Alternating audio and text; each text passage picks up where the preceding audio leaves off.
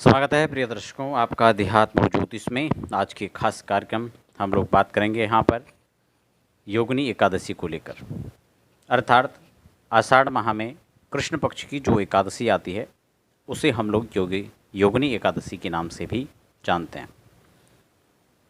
दर्शकों, खास बात यह है यहाँ पर हम लोग आज योगिनी एकादशी के बारे में जो सूक्ष्म कथा है, सार है, हम उसको श्रवण करेंगे और किसने इस व्रत को करने के लिए जो है इसका उपाय के तौर पर इसको बताया था, किन प्रयाश्चित के लिए इस व्रत को किया गया था और क्या इसका प्रभाव रहा।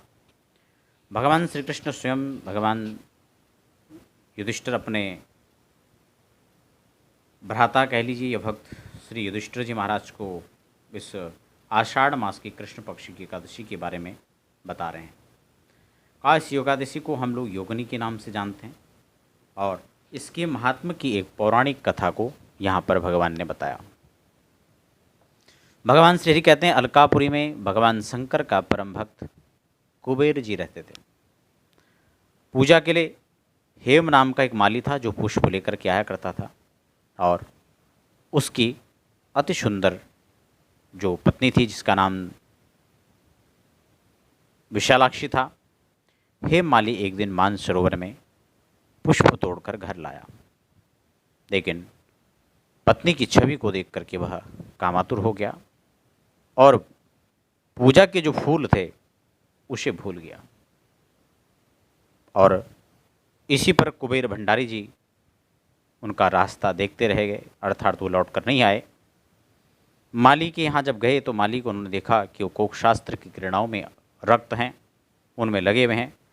यक्षपति कुबेर ने जब यह देखा तो गुप्त यक्षों को उनके माध्यम से भेजा गया और उनके कुकर्मों को देख करके उनको बड़ा कष्ट हुआ।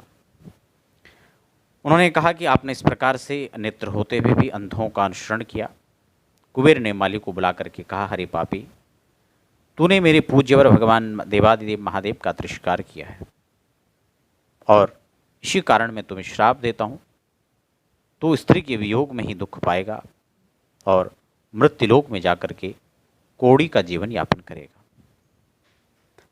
कुबेर के श्राप से वह माली पृथ्वी पर गिराया गया, स्त्री का वियोग हो गया, कौड़ी बनकर के कष्ट पाने लगा, दुख पाने लगा। शरीर से अत्यंत दुर्गंध आती थी, परंतु अंतःकरण शुद्ध था, क्योंकि भगवान देवादिदेव का वह भी एक सेवक था। उसका दर्पण के समान जो चित्त शुद्ध था, शंकर भक्ति के प्रभाव से उसे अपने पिछले जन्मों की स्मृति बनी रही। प्रयाश्चित के लिए वह हरिद्वार की धरती पर आया, माँ गंगा में स्नान किया, किंतु वहाँ पर मक्खियों ने उनका पीछा नहीं छोड़ा, क्योंकि गंदगी में तो मक्खियाँ आती हैं। वहाँ भिन्न भिन्न करके मक्खियाँ आती रही। अंत काल में अंततः वह पतित पावनी माँ गंगा में स्नान करके देवभूमि उत्तराखंड की यात्रा पर प्रस्थान करता है। ऋषिकेश सोते हुए देवप्रयाग को होता हुआ वह गंगोत्री के तट पर पहुंचा, जहां चिरंजीवी महामुनि मार्कंडे जी का आश्रम था। वहां पहुंचा, उनके दर्शन किए तो मक्खियां वहां पर अचानक अंतर्धान हो जाती हैं। हेममाली उनके चरणों में गिर पड़ा, अपने अपराध की समस्त कथा को सुनाया और अपने मुक्ति का उपाय पूछने लगा। प्रभु, मुझे मेरी मुक्ति का उपाय बताइए। मार्कंडे मुनि बोले, आप आषाढ़ मास के कृष्ण पक्ष की एकादशी का आप व्रत कीजिए, विधि विधान के साथ कीजिए। आप समस्त पापों का, जो जीव इसका व्रत करता है, समस्त पापों का नाश हो जाता है। अतः हेममाली ने मुनि की शिक्षा अनुसार योगिनी महा एकादशी का जो है व्रत किया।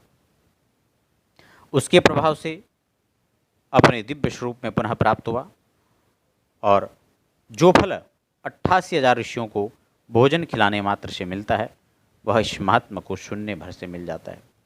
अत्यंत इस दिव्य कथा का सार बताया, इसके महात्मा को बताया, क्या करना चाहिए। फलाहार जो है हमें करना चाहिए, इसमें मिश्री आदि का सागार लेना चाहिए। और एकादशी का नियम है कि हम लोग अनवरत शुद्ध चित्त अंतःकरण से ओम नमो भगवते वासुदेवाय इस मंत्र का अनवरत जप करते रहें। मन में किसी प्रकार का क्रोध ना आए, रोष ना आए, किसी के प्रति ईर्षा अनुराग न हो, सिर्फ और सिर्फ अंतःकरण में शुद्ध प्रकार से भगवत भक्ति ही एक आश्रय हो। इसी प्रकार से ब्राह्मणों को भोजन इत्यादि करवाना चाहिए। उन्हें नाना प्रकार से जो आपके पास उपयुक्त है, जो आपके पास में शक्ति और द्रव्य है, उसके आधार पर उनका पूजन करना चाहिए और इसी प्रकार से भगवद रचन में लीन रहना चाहिए। तो दर्शकों, ये थी आज कृष्ण एकादशी, कृष्ण आषाढ़ की कृष्ण एकादशी का महात्मा। तो आप बने रहें हमारे साथ अध्यात्म और ज्योतिष पर।